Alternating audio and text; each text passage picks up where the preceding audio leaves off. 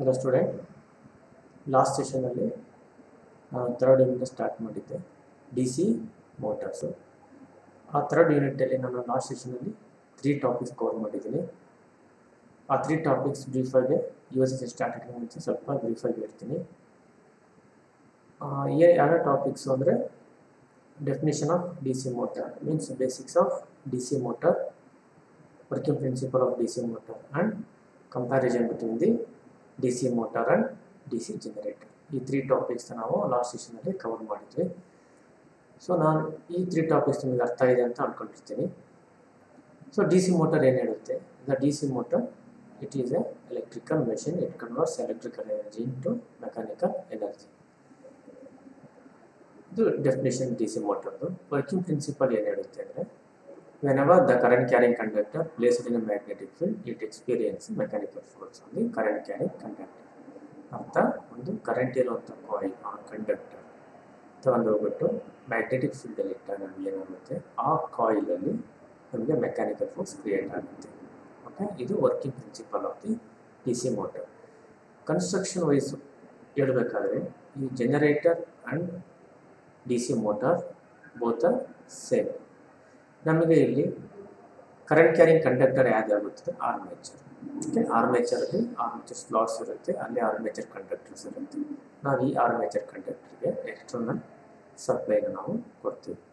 Field winding ಏನು ಮಾಡುತ್ತೆ? ಸ್ಟೇಟರಲ್ಲಿರೋ ಅಂದರೆ ಅವು ಮ್ಯಾಗ್ನೆಟಿಕ್ ಫೀಲ್ಡ್ನ ಕ್ರಿಯೇಟ್ ಮಾಡುತ್ತೆ. ಓಕೆ, ಆ ಸ್ಟೇಟರಿಂದ ಕ್ರಿಯೇಟ್ ಆಗಿರುವಂಥ ಮ್ಯಾಗ್ನೆಟಿಕ್ ಫೀಲ್ಡಲ್ಲಿ ನಾವು ಈ ಕರೆಂಟ್ ಇರುವಂಥ ಆರ್ಮೇಚರ್ ಕಂಡಕ್ಟರ್ನ ಪ್ಲೇಸ್ ಮಾಡಿದಾಗ ಈ ಆರ್ಮೇಚರ್ ನಮಗೆ ಮೆಕ್ಯಾನಿಕಲ್ ಫೋರ್ಸ್ ಕ್ರಿಯೇಟ್ ಆಗುತ್ತೆ. ಓಕೆ, ಇದು working principle of D C motor. In comparison ಪಾರ್ಟಿಗೆ ಬಂದರೆ, you can easily compare both D C motor and D C generator. D C motor ಏನು ಮಾಡುತ್ತೆ? Converts electrical into mechanical.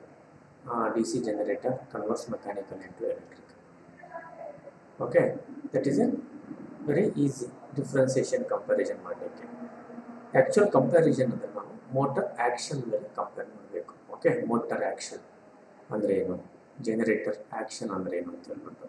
So motor action means ನಮಗೆ ಈ ಮೋಟ್ರಲ್ಲಿ ನಮಗೆ ಎಲೆಕ್ಟ್ರಿಕಲಿಂದ mechanical energy conversion ಆಗಬೇಕಾದ್ರೆ ನಮಗೆ opposition force ಇರುತ್ತೆ.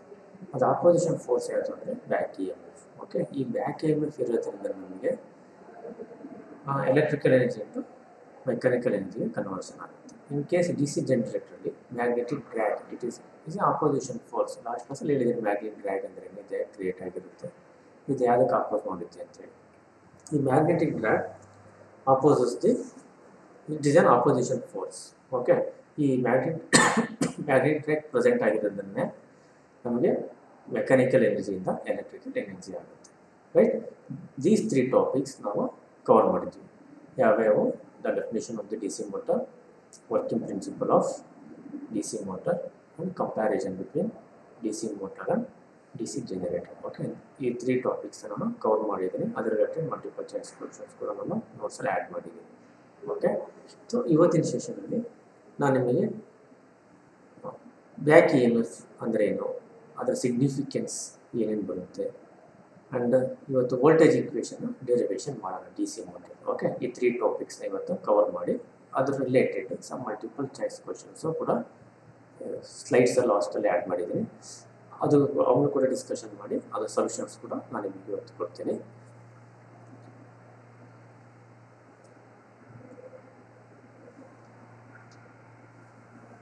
Back E M F.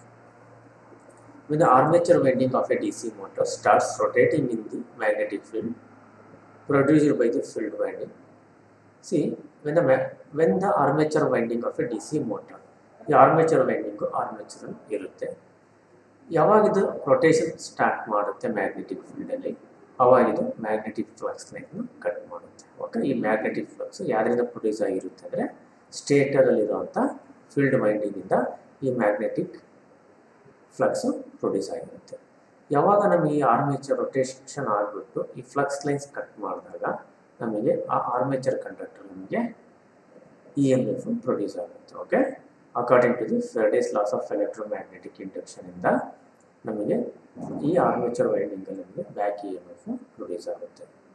As per the Lenz law, this induced EMF acts in opposite direction to the armature supply voltage. ನಮಗೇನು armature ವೈಂಡಿಂಗಲ್ಲಿ induce ಆಗಿರೋಂಥ E M F ಏನು ಮಾಡುತ್ತೆ, ಇದು ನಮಗೆ ಆರ್ಮೇಚರ್ಗೆ ಸಪ್ಲೈ ವೋಲ್ಟೇಜ್ ಏನು ಕೊಡ್ತಾ ಇದೆಯಲ್ಲ ಆ ಸಪ್ಲೈ ವೋಲ್ಟೇಜ್ನ ಆಪೋಸ್ ಮಾಡುತ್ತೆ. Okay, hence this E M F is called as back E M F and denoted by E B.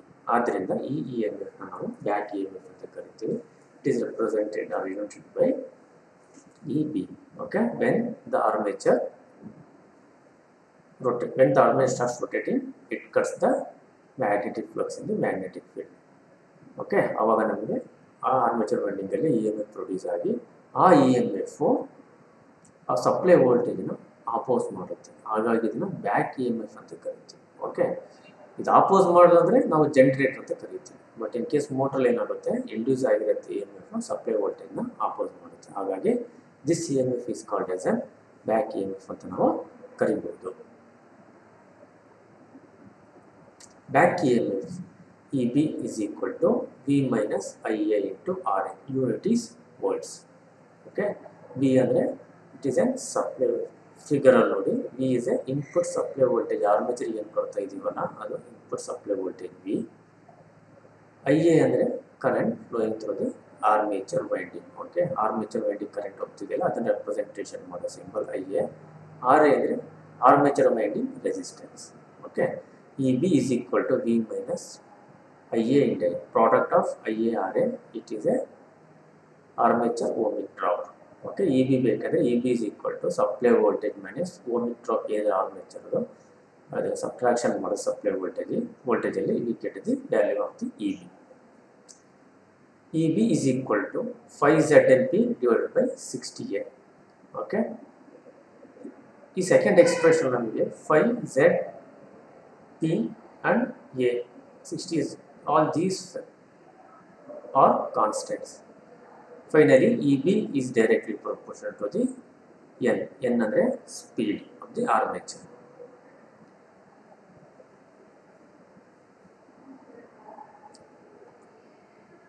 Equation 1 ಇಂದ we get the IA. IA is equal to V minus EB divided by RA. Okay. Equation 2 ಇಂದ EB is equation 2 ಏನಿದೆ, EB is equal to P5Z divided by 60A. EB is directly proportional to the speed of the armature. Okay. ಇಲ್ಲಿ ಏನಿದೆ IA is equal to V minus EB divided by RA ಇದೆ ಅಲ್ವಾ. It means EB is inversely proportional to the IA ಅಂತ ನಾವು ಹೇಳ್ಬೋದು. Right. Significance of back EMF ಏನು ಹೇಳುತ್ತೆ, if the speed of the motor is high, EB is large.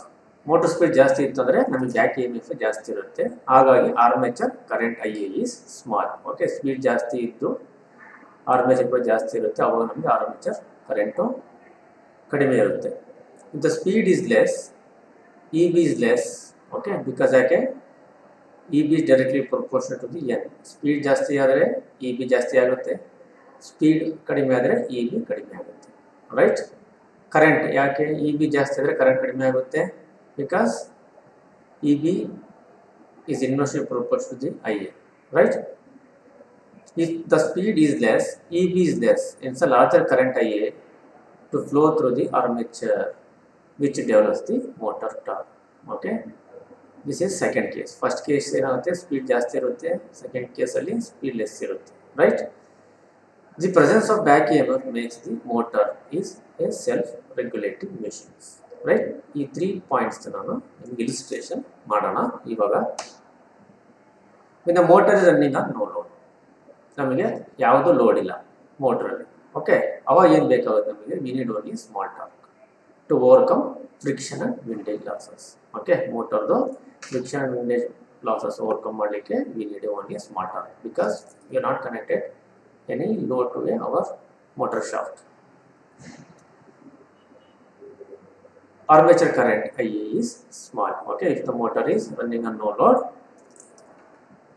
it takes less armature current. Okay, because no load condition ನಮಗೆ motor rotating at higher speed. Okay, ಹಾಗಾಗಿ ನಮಗೆ speed ಜಾಸ್ತಿ ಇರೋದ್ರಿಂದ ನಮಗೆ back E M F ಕೂಡ ಜಾಸ್ತಿ ಇರುತ್ತೆ, because E B is directly proportional to this N. IA current small ittu andre back EMF is large. Okay, back EMF is inversely proportional to the IA. Back EMF is nearly equal to the applied voltage. In case of the no load condition, the back EMF is nearly equal to the applied voltage. Okay, first illustration ಏನು ಮಾಡ್ತಾ ಇದೀವಿ, when the motor is running on no load. ನಮಗೆ load ಏನು ಇರೋದಿಲ್ಲ, ಹಾಗಾಗಿ motor higher ಸ್ಪೀಡಲ್ಲಿ rotation ಆಗ್ತಿರುತ್ತೆ. ಅದರಿಂದ ನಮಗೆ ಬ್ಯಾಕ್ EMF ಕೂಡ ಲಾರ್ಜರ್ ವ್ಯಾಲ್ಯೂ ಇರುತ್ತೆ, because EB is directly proportional to the N. EB large ಇರೋದ್ರಿಂದ ಏನಾಗುತ್ತೆ, ನಮಗೆ ಆರ್ಮೇಚರ್ ಕರೆಂಟು ಲೆಸ್ ಇರುತ್ತೆ, because EB is inversely proportional to the IA. ಹಾಗಾಗಿ the back EMF voltage nearly equal to the supply voltage in case of the motor running on no load. Second significance ಏನು ಹೇಳುತ್ತೆ, if the motor is suddenly loaded. First ಕೇಸಲ್ಲಿ the motor is running on no load. ಈಗ sudden load ಆಗ್ಬಿಡುತ್ತೆ. Sudden load ಅಂದರೆ mechanical load. Okay, ಇಲ್ಲಿ mechanical load, because ಇದು motor ಆಗಿಂದ mechanical load. ಈಗ ಜನರೇಟರ್ ಆದರೆ ನಾವು ಎಲೆಕ್ಟ್ರಿಕಲ್ ಲೋಡ್ ಅಂತ ಕರಿತೀವಿ. ಸಡನ್ ನಾವು ಮೋಟ್ರಿಗೆ ಲೋಡ್ ಹಾಕಿದ್ವಿ. What happens, the speed at which the armature conductor move through the field is reduced and as back EMF fall. Sudden ಆಗಿ ನಾವು ಲೋಡ್ ಹಾಕೋದು ಏನಾಗುತ್ತೆ, ಈ ಆರ್ಮೇಚರ್ ಕಂಡಕ್ಟರು ಮ್ಯಾಗ್ನೆಟಿಕ್ ಫೀಲ್ಡಲ್ಲಿ ರೊಟೇಷನ್ ಆಗ್ತಿರುತ್ತಲ್ವ, ಅದು ರೊಟೇಷನ್ ಆಗೋ ಸ್ಪೀಡು ಕಡಿಮೆ ಆಗುತ್ತೆ. ಓಕೆ, ಆ ರೊಟೇಷನ್ ಆಗೋ ಸ್ಪೀಡ್ ಕಡಿಮೆ ಆಗೋದು ನಮಗೆ ಬ್ಯಾಕ್ EMF ಪ್ರೊಡ್ಯೂಸ್ ಆಗೋದು ಕೂಡ ಪ್ರೊಡ್ಯೂಸ್ ಆಗುತ್ತೆ. such that larger amount of armature current flows through the armature, because ನಮಗೆ ಸ್ಪೀಡ್ ರೆಡ್ಯೂಸ್ ಆದಾಗ ಬ್ಯಾಕ್ EMF ಕೂಡ ರೆಡ್ಯೂಸ್ ಆಗುತ್ತೆ. Right, back EMF is inversely proportional to the IA.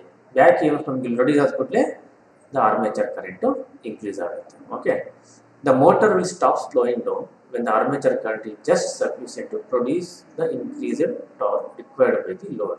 At certain point, the armature current sufficient ಆಗಿ flow ಆಗಿಬಿಟ್ಟು ನಮಗೆ requirement ಏನಿದೆ ಲೋಡಿಗೆ ಆ ಲೋಡ್ನ ಫುಲ್ಫಿಲ್ ಮಾಡುತ್ತೆ. ಓಕೆ, ಇದು in case of the suddenly loaded. ಏನಾಗುತ್ತೆ, ಸಡನ್ಲಿ ಲೋಡೆಡ್ ಆದಾಗ ಲೋಡ್ ಆಗಿದ ಕೂಡಲೇ ಸ್ಪೀಡ್ ರಿಡ್ಯೂಸ್ ಆಗುತ್ತೆ. ಸ್ಪೀಡ್ ರಿಡ್ಯೂಸ್ ಆದಾಗ ಈ ಆರ್ಮೇಚರ್ ಕಂಡಕ್ಟರು ಆ ಮ್ಯಾಗ್ನೆಟಿಕ್ ಫೀಲ್ಡಲ್ಲಿ ಏನು ಮೂವ್ ಆಗ್ತಾ ಇದೆಯಲ್ಲ ಅದು ಕಡಿಮೆ ಆದಾಗ ಅದ್ರ ಸ್ಪೀಡು ನಮಗೆ ಬ್ಯಾಕ್ EMF ಆರ್ಮೇಚರ್ ಕಂಡಕ್ಟರಲ್ಲಿ ಇಂಡ್ಯೂಸ್ ಆಗೋದು ಆರ್ ಪ್ರೊಡ್ಯೂಸ್ ಆಗೋದು ಕಡಿಮೆ ಆಗುತ್ತೆ. ಓಕೆ, ಸೊ ಈ ಬ್ಯಾಕ್ EMF ಇಂಡ್ಯೂಸ್ ಆದ ಕಡಿಮೆ ಆದ ಕೂಡಲೇ ಏನಾಗುತ್ತೆ, ನಮಗೆ ಆರ್ಮೇಚರ್ ಕರೆಂಟು ಆರ್ಮೇಚರಿಗೆ ಫ್ಲೋ ಆಗೋದು ಜಾಸ್ತಿ ಆಗುತ್ತೆ, because the EB current, the EB back EMF EB is inversely proportional to the IA.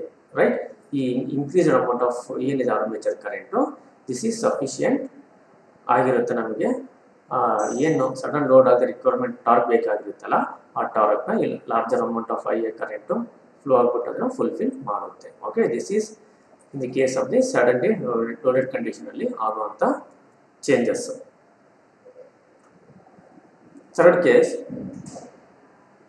If the load on the motor is suddenly reduce.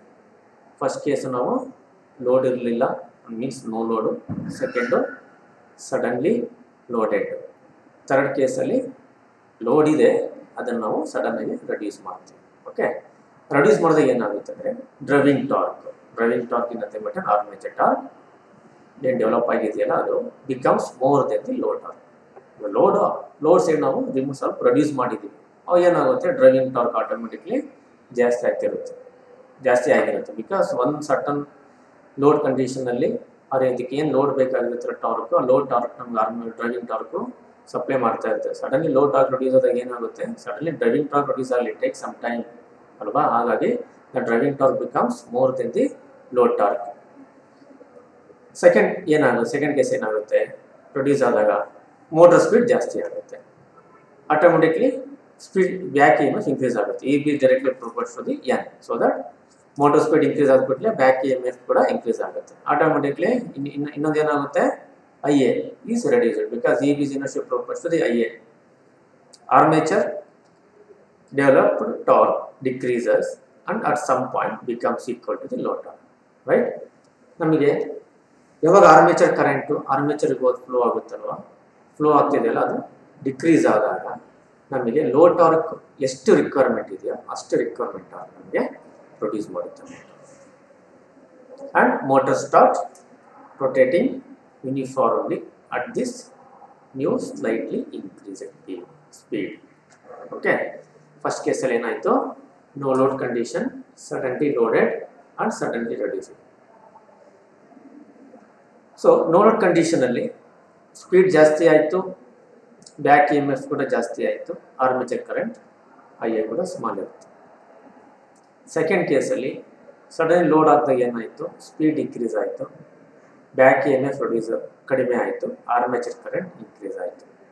Suddenly reduce ಮಾಡಿದ್ರೆ ಲೋಡ್, ಸ್ಪೀಡ್ ಇನ್ಕ್ರೀಸ್ ಆಯಿತು, back E M F increase ಆಯಿತು, armature current decrease ಆಯಿತು. Okay, ಈ 3 ಕೇಸಸಲ್ಲೂ ಕೂಡ ನಮಗೆ back E M F plays a important role. Okay, certain ಕೇಸಸಲ್ಲಿ ನಮಗೆ ಆರ್ಮೇಚರ್ ಕರೆಂಟು ಜಾಸ್ತಿ ಮಾಡುತ್ತೆ, ಆರ್ಮೇಚರ್ ಕರೆಂಟ್ ಇನ್ಕ್ರೀಸ್ ಆಗುತ್ತೆ, ಡಿಪೆಂಡ್ಸ್ ಆನ್ ದಿ ಲೋಡ್ ಮೇಲೆ. ಹಾಗಾಗಿ ನಾವು ಈ back E M F makes a D C motor ಇದೆ ಸೆಲ್ಫ್ ರೆಗ್ಯುಲೇಟಿಂಗ್ ಮೆಷಿನ್ಸ್ ಅಂತ ನಾವು ಈ ಪರ್ಪಸ್ಗೆ ನಾವು ಇದನ್ನು ಕರಿತೀವಿ. ಓಕೆ, ಈ ಬ್ಯಾಕ್ ಇ ಎಮ್ ಎಫ್ ಇರೋದ್ರಿಂದ the D C motors are called as A self regulating machine ಅಂತ ನಾವು ಇದನ್ನು ಕರಿತೀವಿ. Voltage equations of a DC motor. The voltage V applied across the motor armature terminals has to overcome the back EMF. Second, supply the armature ohmic drop. Okay, V is equal to EB plus IAR. Supply voltage V is equal to EB andre back EMF plus IAR andre ohmic drop. Right? This is a voltage equation for a DC motor. EB is developed or induced back EMF in the armature plus armature ohmic drop IARA. Okay, this gives the total means supply voltage or voltage equation of a DC motor ಅಂತ ನಾವು ಇದನ್ನು ಕರಿತೀವಿ. V is equal to EB plus IARA. ನಮಗೆ back EMF ಬೇಕಾದರೆ EB is equal to V minus IA into RA. Multiply both sides by IA. IAB is equal to IA into EB plus IA square RA. V into IA is equal to electrical input power to the armature. Okay, V into IA, product of voltage and current, is a power. The DC machines are the V into IA is a input power to the armature. EB into IA, electrical equivalent of the mechanical power developed in the armature. Okay, EB into IA is a actual mechanical power developed in the armature. IA square RA is equal to copper loss in the armature. IA square RA is a copper loss in the armature. Armature winding is a armature winding copper loss is IA square into RA. So in case exam alli questions arise agutte yav ತರ ಅಂದ್ರೆ write the advantages of back EMF ಅಂತ ಹೇಳಿ. Okay, ಏನು ಹೇಳ್ಬೋದು back E M F advantage ಅಂದರೆ motor action and generator action. Okay, that is ಒಂದು point. ಯಾಕಂದರೆ it act as an generator motor ಅಲ್ವಾ, ಹಾಗಾಗಿ motor action and generator action, that is also ಒಂದು ಅಡ್ವಾಂಟೇಜು. ಸೆಕೆಂಡ್ ಏನು ಹೇಳ್ಬೋದು ಅಂದರೆ the back E M F makes the D C machine is self regulating machine ಅಂತೇಳಿ. Okay, those are the 2 advantages of the back E M F in the D C motor. ಎಕ್ಸಾಮಲ್ಲಿ explanation ಕೇಳಿದಪ್ಪ ಅಂದರೆ ಅದೇನು 3 illustrations ಮಾಡೋದಲ್ಲ, ಅವನ್ನ explanation ಮಾಡಬೇಕು. Motor efficiency. Motor efficiency of motor is given by ratio of power developed by armature to its input. Motor efficiency is equal to EB into IA. ನಮಗೆ actually power develop ಆಗಿರೋದ್ರಲ್ಲಿ ನಮ್ಗೆ ಬೇಕಾದ power ಆರ್ಮೇಚರಲ್ಲಿ. Okay, ಹಾಗಾಗಿ armature power EB into IA divided by input power V into IA. IA get cancelled, we get the EB divided by V. Right? So namage helide advantage of back EMF, energy conversion, that is a motor action and generator action. Right? Self regulating, these 2 are the advantages. So ಇದಕ್ಕೆ ನೀವು explanation ಕೂಡ ಮಾಡಬೇಕಾಗುತ್ತೆ exam ಅಲ್ಲಿ ಕೇಳಿದ್ರೆ. So ಇವತ್ತಿನ topics ನಾನು ನಿಮಗೆ 3 ಟಾಪಿಕ್ಸ್ನ cover ಮಾಡಿದ್ದೀನಿ ಇವತ್ತು. ಯಾವ್ಯಾವು?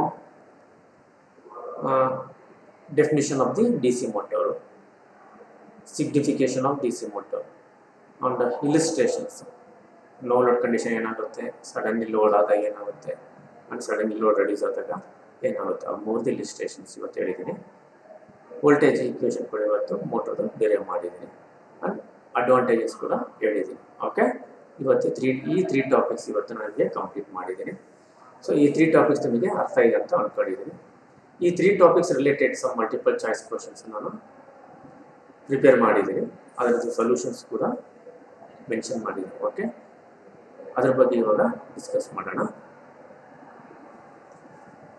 First one, if back EMF suddenly disappears in a DC motor. Back EMF sudden disappears ಆಗುತ್ತೆ DC ಮೋಟರಲ್ಲಿ. ಓಕೆ, ವಾಟ್ ಹ್ಯಾಪನ್ಸ್ ಅವಾಗ?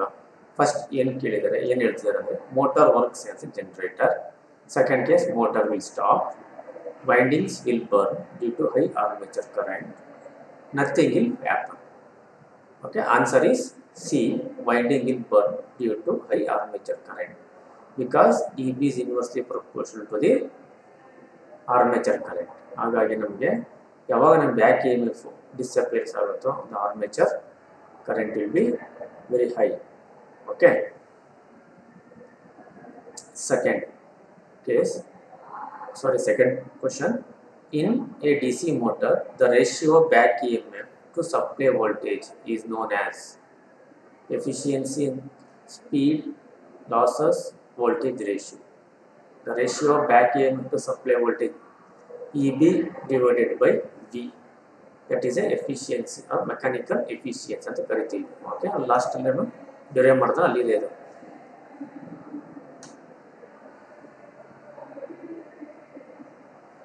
Third question, the back EMF of a motor adds the supply voltage, regulates its armature voltage, helps in energy conversion, exceeds supply voltage. ನಾಲ್ಕು option ಅಲ್ಲಿ correct answer is helps in energy conversion because back EMF motor ಒಳಗಡೆಗೆ ನಮಗೆ mechanical ಎನರ್ಜಿಯಿಂದ electrical ಎನರ್ಜಿಗೆ convert ಮಾಡುತ್ತೆ. Okay, ಹಾಗಾಗಿ answer is helps in energy conversion. Fourth question, a speed of a DC motor depends upon field flux, armature resistance, third one applied voltage, fourth one all of these. Okay, answer is D. Speed of the motor depends on field flux, armature resistance and applied voltage. Okay, ಈ three parameters ಏನಿದೆ, flux, resistance and voltage ಇದೆಲ್ಲ ಇದ್ರ ಮೇಲೆ ನಮ್ಮ motor speed dependent ಆಗಿರುತ್ತೆ. Okay, so ಈ related ಏನಿದೆ speed ಬಗ್ಗೆ ನಾವು ಸ್ಪೀಡ್ ಟಾರ್ಕ್ ಕ್ಯಾರೆಕ್ಟರಿಸ್ಟಿಕ್ಸ್ ಅಲ್ಲಿ ನಾವು ಇದ್ರ ಬಗ್ಗೆ ತಿಳ್ಕೊಂತೀವಿ.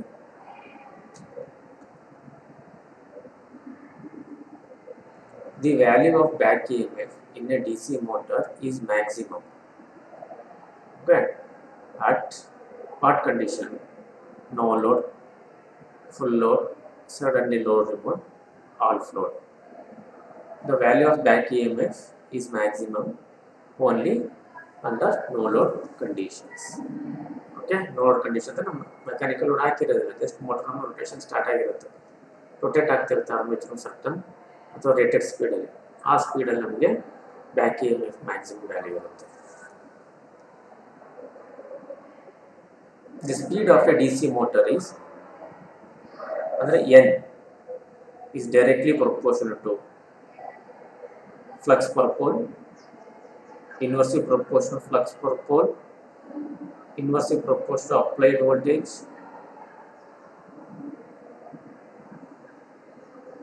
none of the above. Answer is B. Okay, inversely proportional to flux per pole or directly proportional to the back EMF EB ಅಂತ ನಾವು ಹೇಳ್ಬೋದು. Okay, these are the topics ನಾನು ಇವತ್ತು ನಿಮಗೆ ಕವರ್ ಮಾಡಿದ್ದೀನಿ. ರೈಟ್, ಈ ಎಲ್ಲ ಟಾಪಿಕ್ಸ್ ನಿಮ್ಗೆ ಅರ್ಥ ಇದೆ ಅಂತ ಅಂದ್ಕೊಂಡಿದ್ದೀನಿ. ಇದರ ಮಲ್ಟಿಪಲ್ ಚಾಯ್ಸ್ ಕ್ವಶನ್ಸು ನಾನು ನಿಮಗೆ ನೋಟ್ಸಲ್ಲಿ ಸ್ವಲ್ಪ ಆ್ಯಡ್ ಮಾಡಿದ್ದೀನಿ, ಅದನ್ನೆಲ್ಲ ಪ್ರಿಂಟ್ಔಟ್ ತಗೊಂಡ್ಬಿಟ್ಟು ಅದ್ರ ಬಗ್ಗೆ ಮಲ್ಟಿಪಲ್ ಚಾಯ್ಸ್ ಕ್ವಶನ್ಸ್ ನೋಡಿ ಆ್ಯಂಡ್ ನೀವು ಎಕ್ಸ್ಟ್ರಾ ಮಲ್ಟಿಪಲ್ ಚಾಯ್ಸ್ ಕ್ವಶನ್ಸ್ ಕೂಡ ಆ್ಯಡ್ ಮಾಡ್ಕೋಬೋದು. ಓಕೆ, ನೆಕ್ಸ್ಟ್ ಕ್ಲಾಸಲ್ಲಿ ನಾನು ಬೇರೆ ಟಾಪಿಕ್ಸ್ ಬಗ್ಗೆ ನಾನು ಡಿಸ್ಕಸ್ ಮಾಡ್ತೀನಿ. Okay, thank you.